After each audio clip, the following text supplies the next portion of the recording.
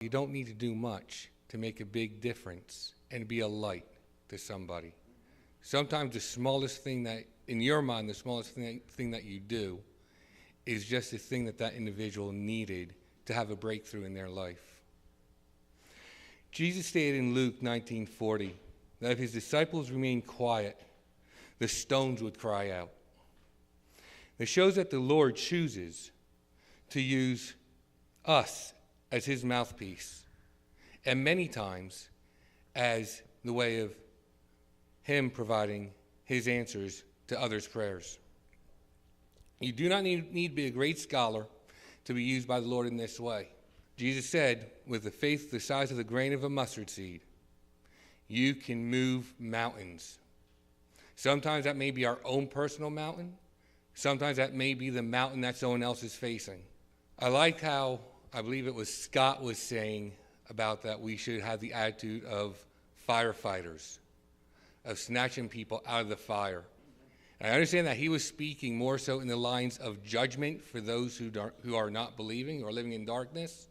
But fire is also symbolic for trials and tribulation.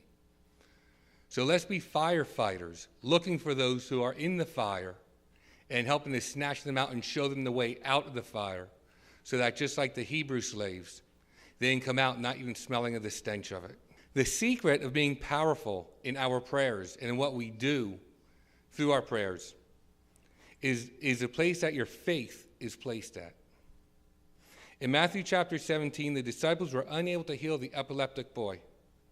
And Jesus told them it was because of their lack of faith. I've heard many different ideas on what that meant. I agree that many of them are correct. However, I believe that there's another aspect to that. I believe that the disciples were putting their faith in what they were doing, in their own knowledge, in their own methodology. Well, I prayed this way before, and it worked. If I just say these words, God will hear the prayer. Make sure you say the magical words, in Jesus' name, and it's sure to happen. Religious hocus pocus.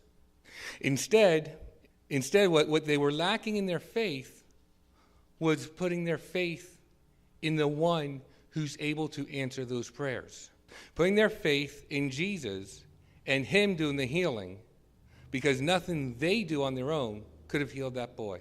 However, if our faith is in the fact that Jesus has the power to heal, restore, give peace, or whatever is being requested, then we'll see not by our might, but by his might, by his power, by his grace, by his mercy, his healing work through us, and the power for the Lord to touch and heal the people that he puts in our path.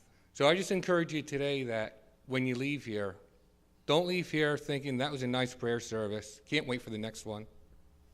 Lord knows that there's going to be a next one. I pray so. If it be the Lord's will, yes, there will be. But when you leave here continuing to not just simply be praying on the things that we prayed for, but being the hands and feet to be the answer to those prayers that we have prayed for, and being the light that the Lord expects us to be.